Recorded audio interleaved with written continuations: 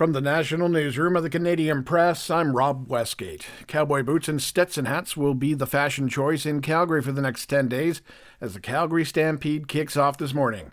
The event attracted 1.47 million visitors last year. Stampede CEO Joe Cowley says most of the visitors are from Calgary, Alberta, and the rest of Canada, but he says there's also another 8% who are international visitors. About 3% of that is the U.S. and 5% is remaining countries.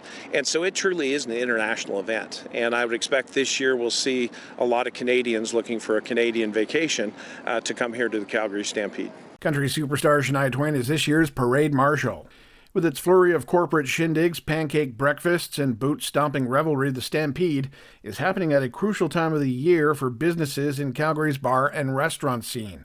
Mark Parsons is chief economist at ATV Financial, and he says he's expecting a surge in tourism. Well, I think it makes for a really interesting Stampede because what we're seeing is a big decline in the number of Canadians going to the U.S.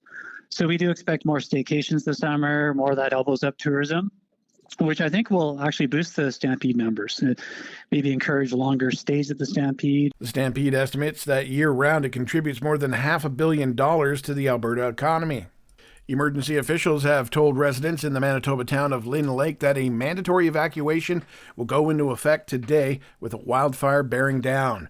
There's still no word yet on when everyone needs to be out, but a notice on Facebook says the first bus out of town will leave at 10 a.m. local time.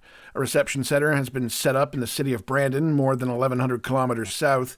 The town had to be evacuated back in May because of a rapidly advancing wildfire at that time. Overseas now, where it was another night of drones humming and bombs blasting in Ukraine. Russia has launched 550 drones and missiles across Ukraine overnight in the largest aerial assaults since the war began. The capital, Kyiv, was the primary target. At least 23 people were injured and multiple residential buildings in the capital were damaged. Ukrainian air defences shot down 270 targets and another 208 targets were lost from radar and presumed jammed. But dozens still struck or caused damage across the city. I'm Karen Chemas. And finally out west, where part-time field coroners have penned a letter sent to upper management at the BC Coroner Service and policymakers in an urgent plea for a pay raise. Now, the letter began circulating in the spring and was obtained by the Canadian Press. It says field coroners have not had a raise since 2016, unlike full-time investigative coroners who have benefits and regular pay increases. Lena Chandy joined the service last fall as a field coroner and says the lack of pay for on-call hours spent waiting to be dispatched is problematic. The BC Coroner Service says it's working with the Public Safety Minister to address the compensation issue. This is the Canadian Press. In sports, George Springer smacked a pair of two-run homers to lift the Toronto Blue Jays to an 8-5 win and a 4-game series sweep over the New York Yankees.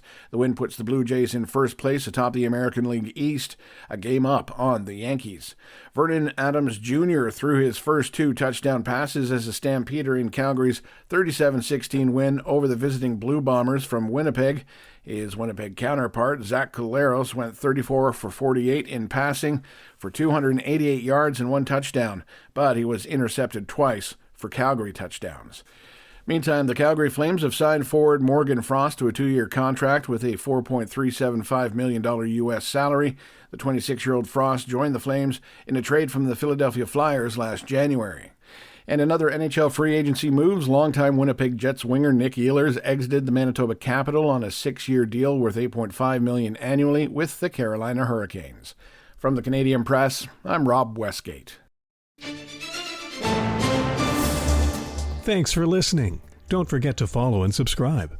For more of today's top stories, visit thecanadianpressnews.ca.